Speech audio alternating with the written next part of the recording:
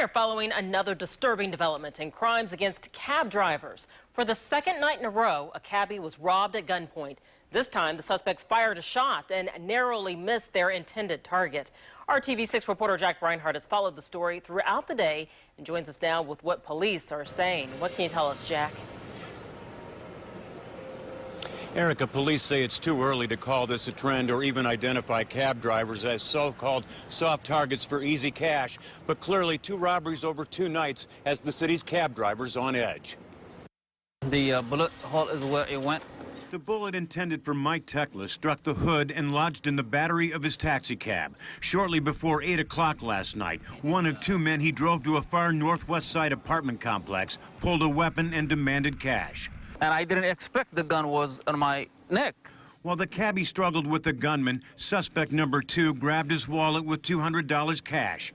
Tekla fought back with the only weapon he had in his hands, his taxi cab. The car was close to him that he was passing by, so when the car gets close, right about here, then he started shooting. So you were trying to run him over? Absolutely. It just didn't work. But yeah, that was the plan. I wish it did happen, run him over. Just before last night's robbery and shooting, the driver picked up the suspects outside a downtown hotel. Not the kind of place you'd expect to run into a couple of bad guys. Don't move. I promise you I won't. I promise you I won't. I promise you. Sunday night, 2 suspects robbed a yellow cab driver at gunpoint. The driver escaped his ordeal unhurt, but Yellow Cab has offered a $5,000 reward for information that leads to their arrest.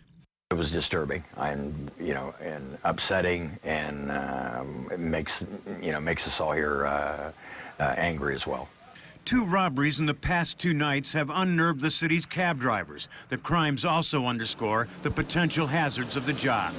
This is a part of the life, but it could happen. Metro Police have made both robberies a high priority. The cases have generated a strong public response with information and names of possible suspects.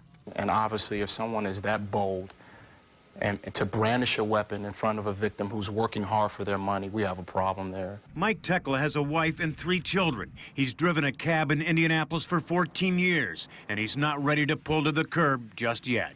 Not for right now. Been doing this for a while. I don't think so I'll stop.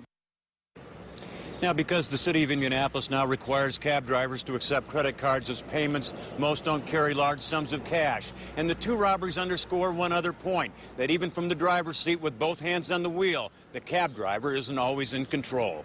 Live downtown, Jack Reinhardt, RTV6.